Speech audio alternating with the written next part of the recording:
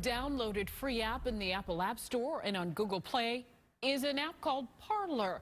I took a closer look at why this social media app has been growing since the spring.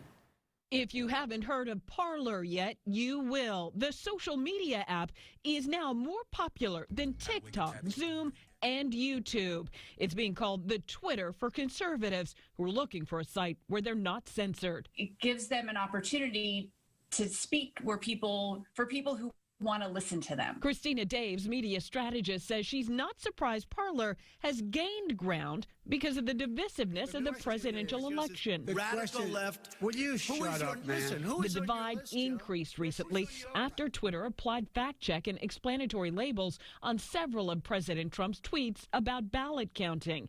The president is one of the most prominent figures on Parler, where he reposts those same tweets without any fact-check warning. Parler calls itself a non-biased free speech social media platform that doubled its number of users since April.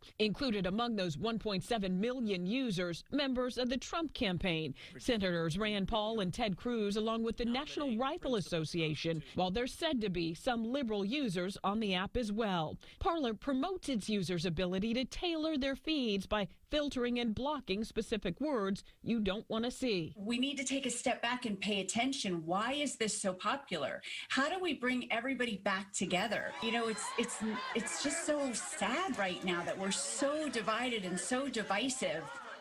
Well, downloads of Parler surged when Twitter and Facebook tried to crack down on election misinformation.